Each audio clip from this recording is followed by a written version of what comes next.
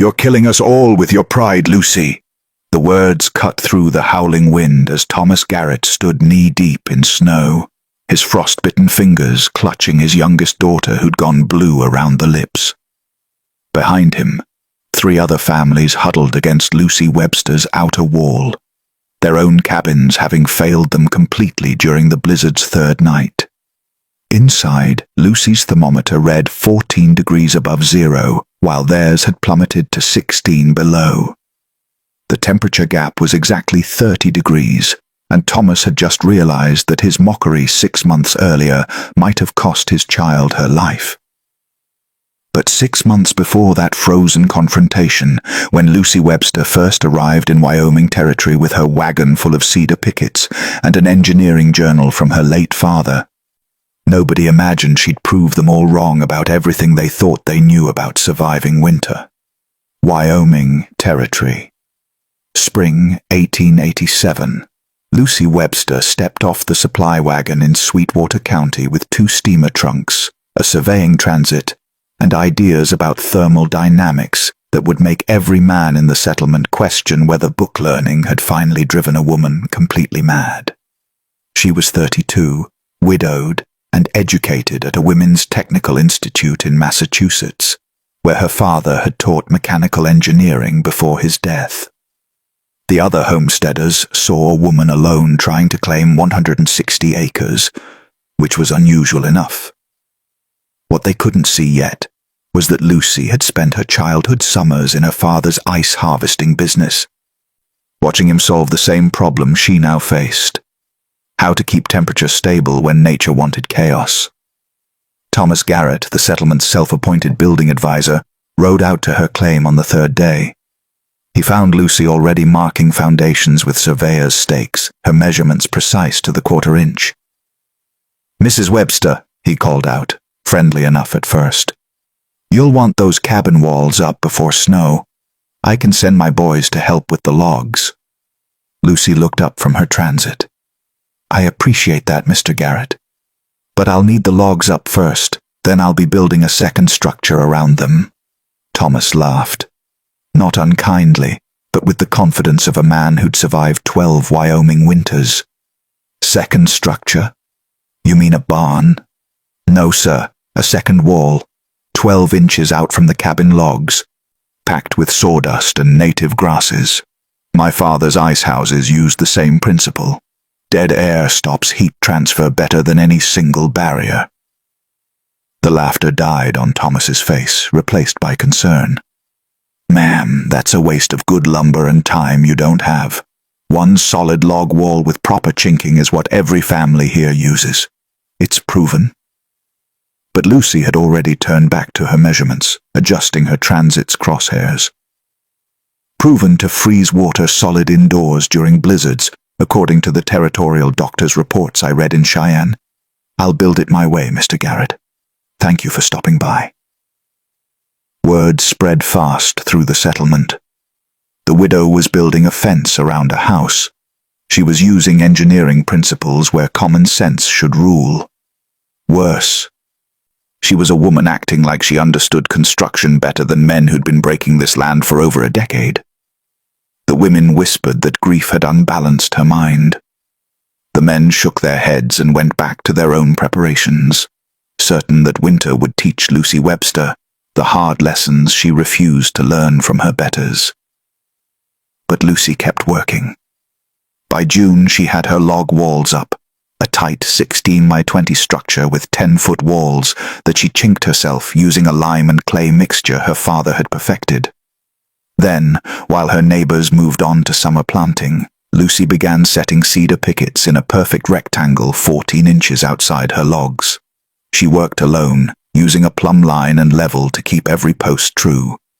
Her hands blistered and bled, but the framework went up exactly as she'd planned.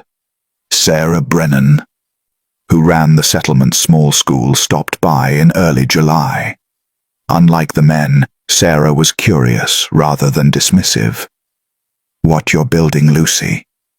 Where'd you learn it?" Lucy wiped sweat from her forehead, grateful for a genuine question.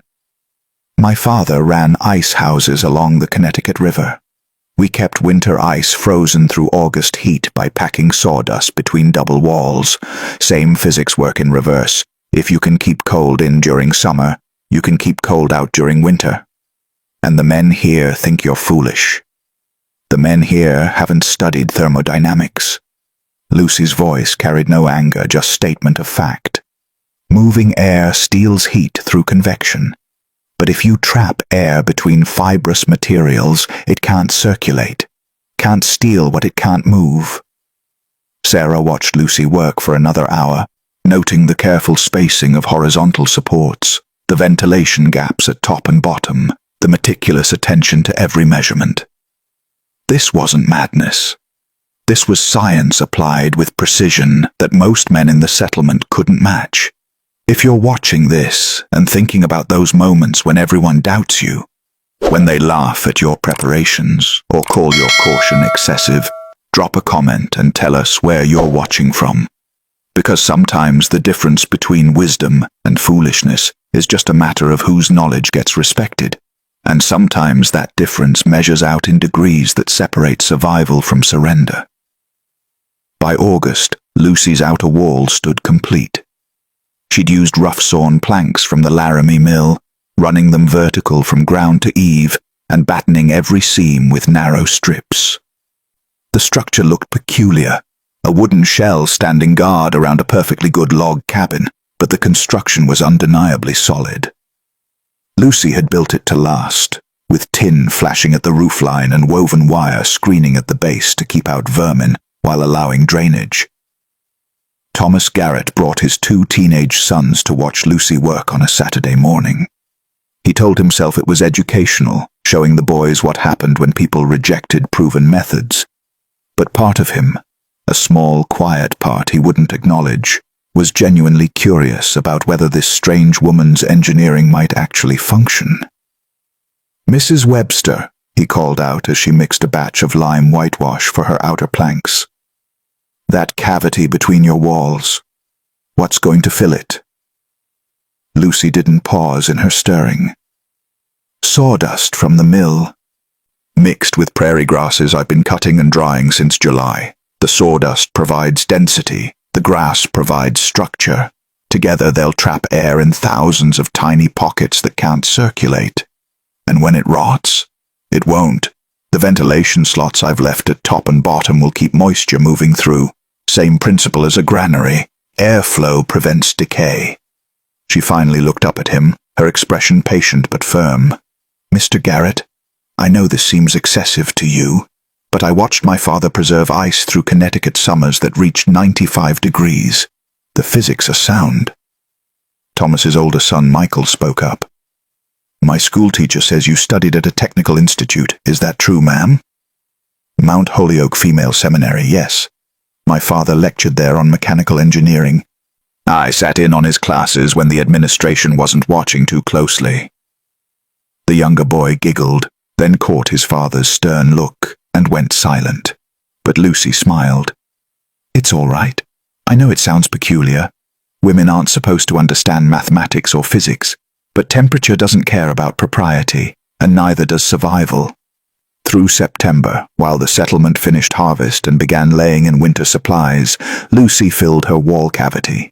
She worked methodically, tamping the sawdust and dried grass mix to a consistent density, loose enough to trap maximum air, tight enough to prevent settling.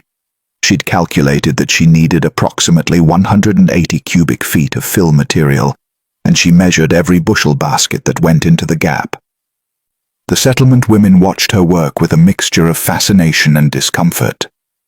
A widow living alone was already unusual. A widow performing construction labor usually reserved for men crossed lines that made people uncertain how to respond. Martha Hayes, whose husband ran the general store, finally approached Lucy directly.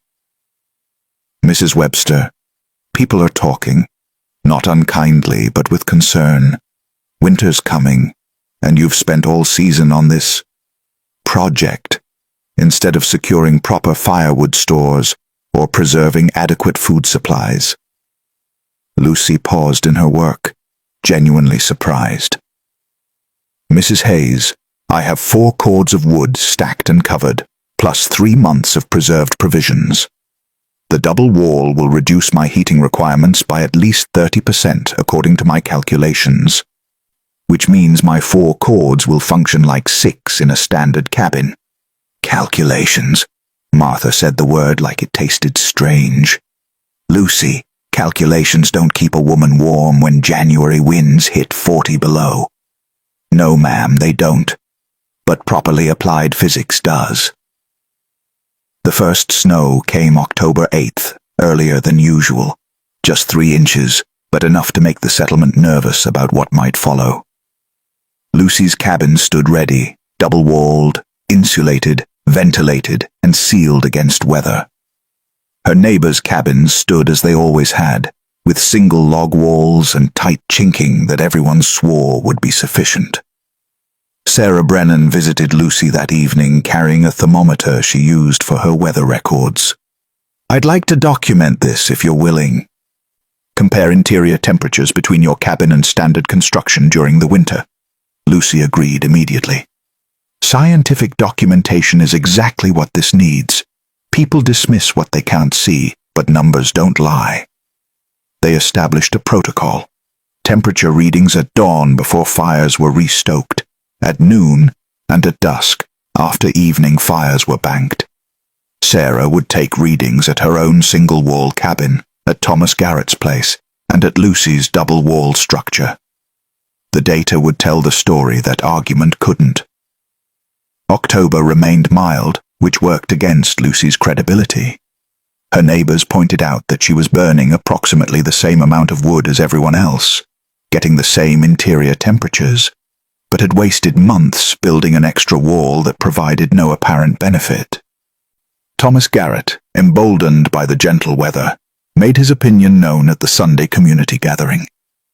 "I mean no disrespect to Mrs. Webster," he announced to the assembled families, "but I think we can all see now that fancy book learning doesn't replace practical frontier experience. She's burned 3 months of labor on a second wall that does nothing a proper single wall couldn't do." Several men nodded agreement. The women looked uncomfortable but said nothing. Lucy, sitting in the back with Sarah, felt her face flush, but kept her expression neutral. She understood something Thomas didn't. Thermal performance differences only become critical under thermal stress. Mild weather proved nothing either way, but Sarah leaned close and whispered, "He's going to eat those words when the real cold comes." "Maybe," Lucy replied quietly. "Or maybe I'm wrong and he's right. Science requires we admit that possibility." "But you don't actually think you're wrong." Lucy smiled slightly. "No. I watched these principles work for 20 years in my father's ice houses. I've seen dead air insulation preserve ice through conditions that should have melted it in days. The physics translate, Sarah, I'm certain of that."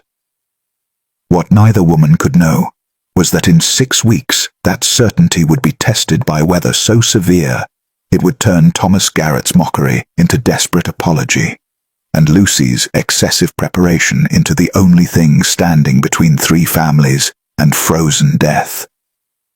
November 2nd came with a sky the color of old iron and wind that made the cottonwoods bend horizontal. By afternoon, the temperature had dropped 40 degrees in 6 hours. By midnight, the first blizzard of the season hit with winds that exceeded 45 miles per hour and drove snow through gaps settlers had never known existed in their cabins. Lucy woke at dawn to a cabin interior that felt merely cool rather than frigid. Her water bucket showed no ice formation. The interior walls of her logs displayed no frost coating. She dressed in regular clothing rather than the multiple layers winter mornings usually demanded, then recorded her first temperature reading, 12 degrees above zero at the interior log surface, 3 feet from her banked stove. 200 yards away, Thomas Garrett woke to ice an inch thick in his water pail. The interior surface of his log walls wore a crystalline coating where moisture had condensed and frozen overnight. His thermometer read 8 degrees below zero, despite the fire he'd banked carefully before bed. His youngest daughter, Emma, was coughing, a deep, rattling sound that meant her lungs were working too hard against cold air. Sarah Brennan made her rounds that morning, struggling through drifts that already reached her knees. At Thomas's cabin, she found the family huddled near the stove, burning wood at twice their normal rate, just to raise the interior temperature above freezing. At the Hayes place, she discovered similar conditions: frozen water, frost-coated walls, and family members wrapped in every blanket they owned. Then she reached Lucy's cabin and found the widow calmly preparing breakfast in her shirt sleeves. "Sarah, come in quickly before you let the warm out," Lucy called, pulling the door open just wide enough for entry. Sarah stepped through and immediately felt the difference. The air inside wasn't tropical, but it was comfortable, genuinely livable, without multiple layers of wool. "Lucy, how is it this warm?" Lucy showed her the thermometer readings. Outer wall surface at the base, 19 degrees below zero. Interior log surface, 12 degrees above. That's 31 degrees of protection from the wind and cold. Sarah pulled off her mittens with shaking hands, writing the numbers in her record book. Thomas's cabin was 8 below this morning. That's a 20-degree difference. "The outer wall is taking all the wind force," Lucy explained, walking Sarah through her construction logic. "See? I can blow smoke toward the outer planks and it immediately gets pulled through the gaps. That's wind infiltration happening in the sacrificial wall instead of my living space. But here," she blew smoke toward the interior log wall. It rose straight up, barely disturbed. No wind penetration at all. The logs are sitting in dead air. The storm raged for 4 days. Each morning, Sarah recorded the same pattern. Lucy's cabin maintained interior temperatures between 10 and 15 degrees above zero with minimal fire management, while single-wall cabins throughout the settlement struggled to stay above freezing despite burning wood at rates that would exhaust their winter supplies by January. On the 3rd day, Thomas Garrett appeared at Lucy's door. His pride had taken a severe beating, but his daughter's worsening cough had beaten it into submission completely. "Mrs. Webster, I need to ask you something, and I'm not too proud anymore to admit I might have been wrong." Lucy opened the door. Thomas stepped inside and his face registered immediate shock at the temperature difference. "How much wood did you burn last night?" 4 split logs, same as every night." "I burned 9. 9 logs, Mrs. Webster, and my cabin was still freezing this morning. Emma's cough is getting worse because she's breathing air cold enough to damage her lungs." His voice cracked slightly. "I need to understand what you've done here." Lucy spent an hour explaining the physics to Thomas. Dead air trapped in fibrous matrices. Sacrificial outer walls that absorbed weather while protecting structural elements. Ventilation that prevented moisture buildup without creating infiltration. She showed him her calculations, her measurements, her father's original icehouse designs that she'd adapted for heating rather than cooling. Thomas listened with the focused attention of a man whose certainty had been shattered by observable reality. When Lucy finished, he asked the question she'd been expecting. "Can we retrofit our cabins?" "Not to this standard, not midwinter, but there's an emergency method that will help." Lucy grabbed paper and began sketching. "Hang tarps or canvas 12 inches off your windward walls. Pack the gap with loose straw from your barn stores. Hang blankets on your interior walls to create additional air barriers. It won't match double wall performance, but it should get you 10 to 15 degrees of improvement. Will you help us implement it?" Lucy looked at this man who'd called her foolish, who'd told his sons she was wasting time and materials, who'd publicly mocked her education and her methods. She could have made him beg. She could have demanded apology first, but she saw his daughter's blue-tinged lips in her memory and knew that physics didn't care about pride or vindication. "Get your materials together. I'll be at your cabin within the hour." Through the rest of that week, Lucy helped 5 families implement emergency retrofits. Thomas's cabin got the full treatment. Canvas screens on north and west walls, straw packing in the gaps, wool blankets hung on interior surfaces. Martha Hayes's place received similar modifications. By the time the storm broke on November 6th, most of the settlement's vulnerable cabins had some form of emergency double-wall protection. Sarah's temperature records told the story with mathematical precision. Emergency retrofits had raised interior temperatures by an average of 14 degrees during peak storm conditions. Wood consumption had dropped by 30 to 35%. Most importantly, no one had suffered frostbite or cold-related respiratory damage. But the real revelation came from Lucy's numbers. Her carefully engineered double wall had maintained a consistent 28 to 32 degree temperature differential between outer and inner surfaces throughout the worst weather Wyoming could deliver. Her fuel consumption had remained steady and sustainable. Her cabin had never dropped below 10 degrees above zero, even when exterior temperatures hit 30 below. The settlement gathered for Sunday services on November 7th, and the atmosphere had shifted completely. Thomas Garrett stood before the assembled families and did something frontier men rarely did. He admitted error publicly and completely. I was wrong about Mrs. Webster's construction methods. Not just a little wrong, but fundamentally wrong about principles I thought I understood. Her double wall performed exactly as she predicted, while our standard cabins failed in ways that put our families at risk. I owe her an apology, and more than that, I owe her thanks for helping us survive our own stubbornness. If you're still watching, thinking about all the times you've had to prove yourself while others doubted, hit that subscribe button, because this story isn't finished yet.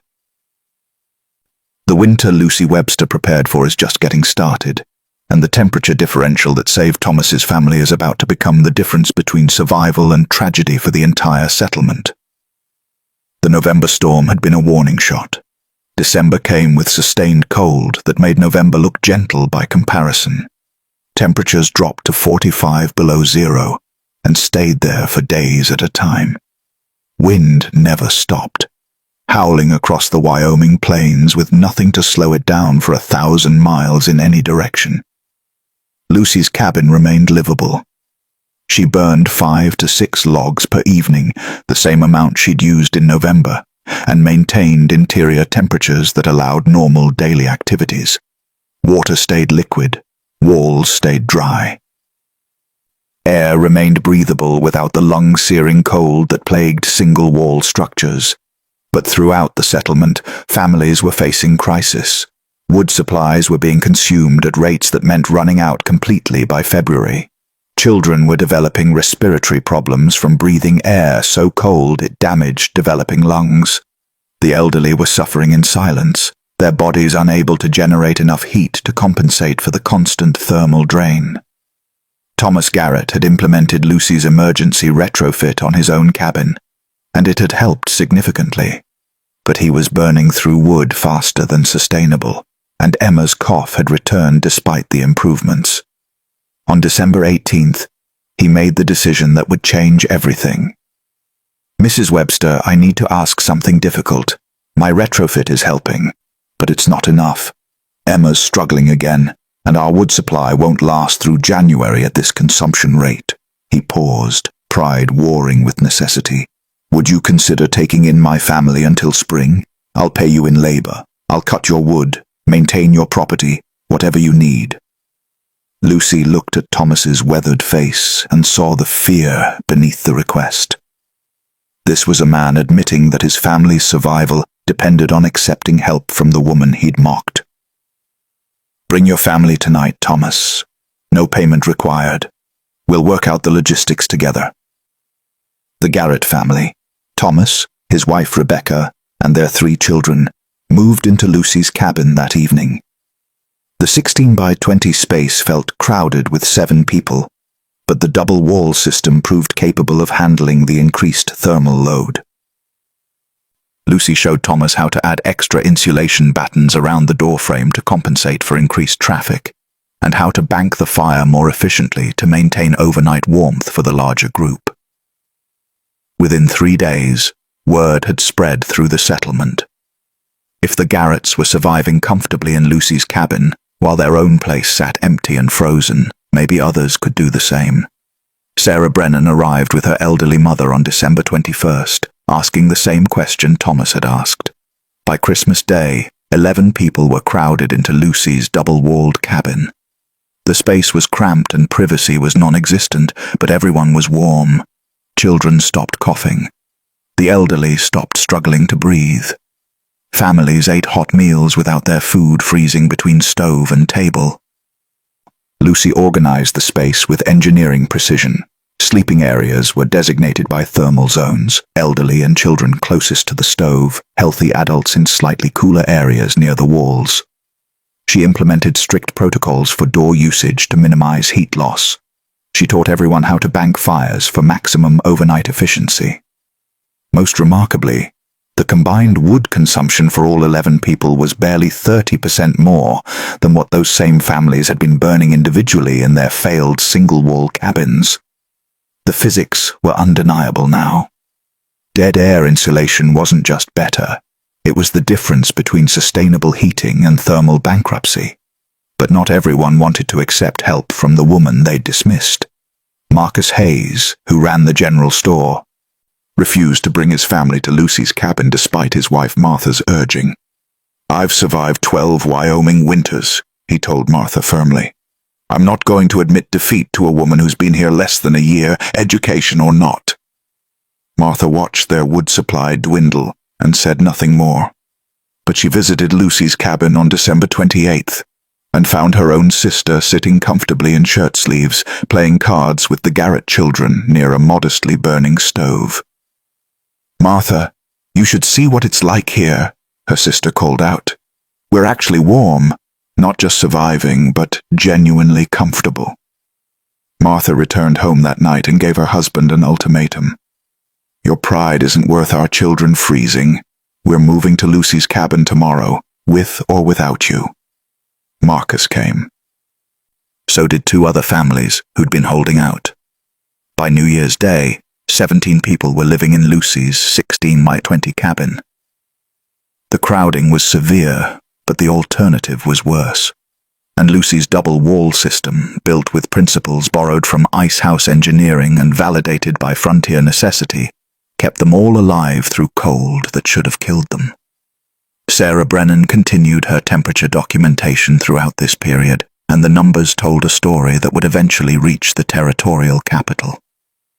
Lucy's cabin maintained interior temperatures between 12 and 18 degrees above zero during the worst cold snaps, while abandoned single-wall cabins throughout the settlement registered internal temperatures between 8 and 15 degrees below zero. The differential wasn't just comfort, it was survival. Human bodies can compensate for cold, but only to a point. Below 10 degrees, children's developing systems start to fail. Elderly bodies can't generate enough heat to maintain core temperature. Respiratory systems get damaged by air so cold it burns lung tissue. Lucy's engineering had prevented all of that. The woman they'd called foolish had built the only structure in the settlement capable of keeping 17 people alive through Wyoming's worst winter in recorded memory. But the story wasn't over yet. The deepest cold was still ahead, and with it would come a crisis that would test not just Lucy's construction, but her character in ways she hadn't anticipated. January 15th brought weather that made December look merciful. The thermometer at the settlement's weather station dropped to 52 degrees below zero, the coldest temperature anyone had recorded in Wyoming territory. Wind screamed across the plains at sustained speeds above 50 miles per hour, creating wind-chill conditions that could cause frostbite in under 3 minutes of exposure. Inside Lucy's cabin, 17 people huddled together in a space designed for one. The double wall was performing exactly as Lucy had calculated, maintaining interior temperatures in the low teens, but the crowding was creating new problems. Moisture from breathing and cooking condensed on interior surfaces, Personal conflicts flared in the confined space. Sanitation became increasingly difficult to manage. Lucy had converted her sleeping loft into a children's dormitory, giving up her own privacy completely. She slept near the door where temperatures dropped lowest during the night, reasoning that her knowledge of cold weather survival made her best equipped to handle the discomfort. But exhaustion was wearing on her. Managing 17 people's needs, mediating conflicts, maintaining the cabin systems, and rationing dwindling food supplies required constant vigilance. On the morning of January 18th, Marcus Hayes's youngest son developed a fever. Lucy recognized the symptoms immediately. The child was fighting an infection, his body stressed by weeks of crowding and insufficient nutrition, despite everyone's best efforts to share fairly. "He needs medicine," Lucy told Marcus quietly, pulling him aside while Sarah tended the boy. Fever this high in these conditions could turn fatal quickly. "The doctor's in Rawlins, 30 miles south. Nobody can travel in this weather." Lucy looked at the child's flushed face and made a calculation. "The Hayes' cabin still has your medical supplies, correct? You never brought them when you moved here." "Yes, but Martha, that cabin's been sitting empty for 3 weeks. It'll be colder than a tomb inside." "Then we'll have to move fast." Lucy began pulling on her winter gear, multiple layers, face wrapping, heavy mittens. "I'm going to retrieve those supplies. You'll need to open the door quickly when I return and get me inside before I lose too much heat." Thomas Garrett objected immediately. "Mrs. Webster, that's a death sentence. 200 yards in 50 below temperatures with this wind. Your exposed skin will freeze solid before you make it halfway." "Then I'd better not expose any skin." Lucy wrapped her face until only her eyes showed. "Marcus, describe exactly where the medical supplies are stored in your cabin." The journey to the Hayes cabin and back took Lucy 45 minutes, 30 minutes of actual travel, and 15 minutes inside the frozen structure searching for supplies. When she finally burst back through her own door, ice had formed on her outer layers, and her movements were dangerously slow. Sarah and Rebecca immediately stripped off the frozen clothing and wrapped Lucy in warmed blankets near the stove, while Thomas checked her extremities for frostbite. But she'd retrieved the medicine. Marcus's son received his first dose within 20 minutes of Lucy's return, and by evening, his fever had begun to break. That night, as Lucy finally warmed enough to stop shivering, Thomas sat beside her near the stove. "You could have died making that trip. For medicine for a boy whose father called you foolish for months." Lucy looked at him with exhausted eyes. "Physics doesn't care about past insults, Thomas. Neither does medicine. A child needed help, and I had the knowledge and ability to provide it. The decision was obvious." "Not to most people it wouldn't be." Sarah, overhearing from across the room, pulled out her documentation book and added a new entry. Not a temperature reading this time, but a note about character under pressure. Because the story of Lucy's double wall wasn't just about engineering principles, it was about the kind of person who applies those principles to protect even those who've wronged her. The settlement had learned that dead air stops thermal transfer. Now they were learning that some kinds of wisdom transcend physics entirely. If this story is reminding you why we share these documented accounts, why we preserve moments when principles mattered more than pride, leave us a comment telling us where you're watching from. Because Lucy Webster's winter isn't over yet, and the final test of her engineering is still ahead. The temperature differential that's kept 17 people alive is about to face its ultimate challenge, and what happens next will determine whether frontier innovation becomes documented wisdom or cautionary tale. By February 1st, the settlement was running out of everything. Wood supplies were critically low even at Lucy's reduced consumption rates. Food stores were depleted despite careful rationing. The psychological strain of 17 people living in 320 square feet for 10 weeks straight had frayed nerves to breaking points. Marcus Hayes and Thomas Garrett got into a fistfight over sleeping arrangements on February the 3rd. Sarah's elderly mother became increasingly confused and disoriented from the constant noise and lack of privacy. The children grew restless and irritable, confined indoors for weeks without adequate space to play or burn energy.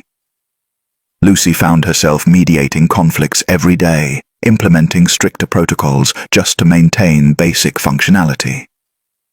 She established a rotation system for time near the warmest zones. She created a schedule for door access to minimize heat loss while allowing people brief moments of privacy in the vestibule. She rationed the remaining food supplies with mathematical precision, calculating exactly how many calories each person needed to maintain body heat and basic function. But the real crisis came on February 8th when Rebecca Garrett discovered that someone had been stealing from the common food stores. The theft was small, a few handfuls of dried beans, some preserved meat, but in a situation where every ounce was calculated for survival, even small thefts could mean the difference between making it to spring or starving in March. Lucy called everyone together that evening. "We're not going to investigate who took the extra food, but we are going to discuss why it happened. We're 10 people past what this space was designed to hold, and we're all suffering for it. If someone felt desperate enough to steal, that tells me we've reached a breaking point in our survival strategy." "What do you suggest?" Thomas asked quietly. "We can't go back to our own cabins. They're frozen solid, and we've burned through most of our wood already." Lucy had been thinking about this problem for days. "We need to implement the emergency retrofit method on at least 2 more cabins. Not full double-wall construction. We don't have time or materials for that. But the canvas and straw method I showed you in November. We split into 3 groups of 5 or 6, spread the resource burden, and reduce the psychological strain of overcrowding. In February, the materials will freeze as we're trying to install them. Then we work in shifts, warming materials by my stove before installation. It'll take 3 days of hard labor, but it's either that or we stay like this for another 6 weeks until temperatures moderate enough to separate safely." The men looked at each other, calculating odds and risks. Finally, Marcus spoke up. "The woman who built a second wall when we all called her crazy is now telling us to build second walls on our own cabins in the middle of winter. And God help me, I think she's right again." They started work the next morning. Lucy organized the effort with the same engineering precision she'd applied to her own construction. Teams worked in 2-hour shifts, warming canvas and cutting straw near her stove, then rushing out to install the materials before they froze solid. The labor was brutal. Working in 50 below temperatures, even for brief periods, required every ounce of energy they could spare. But slowly, the retrofits took shape. Thomas's cabin was first, getting full canvas walls on north and west faces with thick straw packing. The Hayes cabin followed with similar treatment. By February 11th, both structures had emergency double-wall protection in place, and families were able to restart their stoves and test the results. Sarah recorded the data meticulously. Thomas's retrofitted cabin maintained interior temperatures around 5 degrees above zero, barely livable but survivable with adequate clothing and blankets. The Hayes place achieved similar results. Neither cabin matched Lucy's engineered double wall, but both were dramatically better than the 8 to 15 below conditions they'd experienced in November. The settlement divided into 3 groups, 6 people staying with Lucy, 5 moving back to Thomas's retrofitted cabin, and 6 returning to the Hayes place. The reduction in crowding was immediate and profound. People could move without bumping into each other. Children had space to play quietly. Adults could have private conversations for the first time in 2 months. But the real validation came in the fuel consumption numbers. Lucy's cabin, now housing 6 people instead of 17, returned to her original burn rate of 5 logs per evening. The retrofitted cabins required 8 to 9 logs to maintain survivable interior temperatures, still high, but manageable with the wood supplies remaining. The settlement would make it to spring. Barely, but they would make it. On February the 14th, during a brief break in the cold when temperatures moderated to a mere 20 below, the settlement gathered outside for the first time in weeks. They stood in the pale sunlight, faces turned upward, breathing air that didn't burn their lungs quite so severely. Lucy emerged from her cabin and found herself facing a semicircle of people who'd learned hard lessons about physics, preparation, and the difference between book learning and practical wisdom. Thomas Garrett spoke for all of them. "Mrs. Webster, I owe you more than apology. I owe you my children's lives. We all do." Lucy shook her head. "You owe me nothing, Thomas. You owe physics respect, and you owe yourselves the humility to admit when your assumptions need updating. But personal debt? No. We survived together, which is exactly what we should have done." March brought the first real thaw. Not spring yet. Wyoming wouldn't release winter's grip for another 6 weeks. But enough warming that sustained survival became certain rather than desperate. The settlement had made it through the worst winter in territorial history, with only minor frostbite cases and one serious infection that Lucy's dangerous medicine retrieval had resolved. As temperatures moderated into the 20s and 30s, families began returning to their own cabins full-time. The emergency retrofits remained in place, still providing measurable benefit even as the weather improved. Sarah continued her temperature documentation, building a comprehensive record of how different construction methods performed across various temperature ranges. Her data showed patterns that would eventually influence building codes throughout the Northern Territories. Single-wall log cabins maintained livable interior temperatures only when exterior conditions stayed above 10 degrees. Between 0 and 10 degrees, they required unsustainable fuel consumption to remain habitable. Below 0, they became survival hazards without additional insulation. Emergency retrofits extended the survivable range down to approximately 15 below 0. Below that threshold, even crude double-wall construction struggled to maintain life-sustaining interior temperatures without excessive fuel consumption. But Lucy's engineered double wall had maintained comfortable, sustainable interior conditions through temperatures that bottomed out at 52 below 0. The thermal differential between her outer and inner walls had consistently measured between 28 and 34 degrees, exactly as her calculations predicted.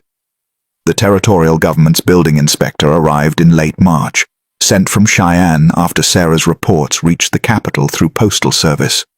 He spent 3 days examining Lucy's construction, taking measurements, reviewing her documentation, and interviewing families about their winter experiences.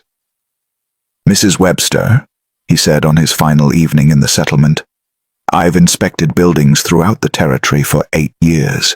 I've never seen engineering this sophisticated applied to residential construction. This isn't frontier improvisation. This is industrial-grade insulation technology adapted by someone who actually understands the underlying principles."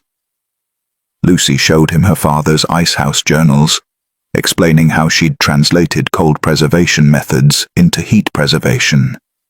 She walked him through her calculations, her material choices, her ventilation strategies. The inspector copied everything into his official reports. "This needs to be published," he told her. "The Territorial Agricultural Bulletin reaches every homesteader from Montana to New Mexico. What you've documented here could save lives across the entire northern plains." Lucy agreed, and by May her construction methods were being distributed as official territorial recommendations.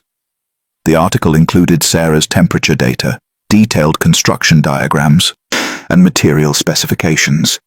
It emphasized that while full double-wall construction required substantial upfront investment, even crude emergency retrofits provided life-saving benefits during severe weather. But the real changes happened locally. Thomas Garrett spent the summer rebuilding his cabin with proper double-wall construction, this time following Lucy's methods exactly. Marcus Hayes did the same. By autumn, 7 of the settlement's 12 families had either retrofitted or rebuilt with dead air insulation as the primary thermal defense. The few families who couldn't afford lumber for double walls at least implemented the canvas and straw emergency method as permanent features. Everyone had learned that single-wall construction was survivable only in moderate winters, and gambling on moderate weather was gambling with family lives.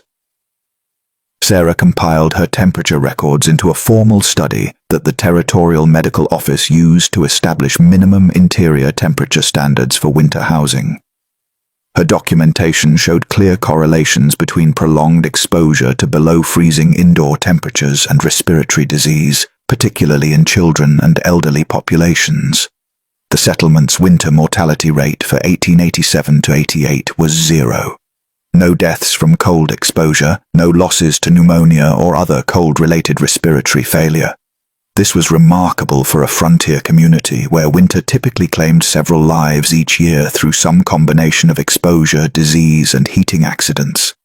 Lucy's double wall had become the baseline expectation rather than the exceptional innovation. New homesteaders arriving in the territory were told about proper insulation before they were told about water rights or land boundaries. The knowledge had spread from documented success rather than theoretical argument, which gave it the kind of authority that academic papers could never achieve. November 1888 brought the real test of whether the settlement had learned its lessons. The weather was brutal again. Not quite as cold as the previous year, but sustained below zero temperatures that would have devastated the community 12 months earlier. This time, 17 people weren't crowded into Lucy's cabin. Each family maintained comfortable interior temperatures in their own retrofitted or rebuilt structures. Wood consumption across the settlement averaged 30 to 40% lower than pre-retrofit rates. No children developed the respiratory problems that had plagued them the previous winter. Sarah's temperature records for November 1888 showed that retrofitted cabins maintained interior temperatures between 8 and 15 degrees above zero during cold snaps, while rebuilt double-wall structures matched Lucy's original performance with differentials consistently above 25 degrees. But the real revelation came in late December, when a traveling preacher named Richard Morrison arrived at the settlement, seeking shelter during a storm. He'd been circuit riding through the territory and had stopped at several communities along his route. Over dinner at Thomas Garrett's cabin, he shared observations that stunned everyone listening. "I've been through 4 settlements in the past 2 weeks," Morrison said, warming his hands around a cup of coffee. 3 of them lost people to the cold. Children mostly, and one elderly man who froze in his bed despite having a fire going. But here, he looked around at Thomas's double-walled interior. "Here you're not just surviving, you're comfortable. I've never seen anything like it in frontier housing." The settlement families exchanged glances. They'd become so accustomed to their improved conditions that they'd stopped thinking about how exceptional their situation had become. Lucy's engineering had created a survival advantage so significant that it literally separated life from death compared to neighboring communities. Thomas shared this information with Lucy the next day.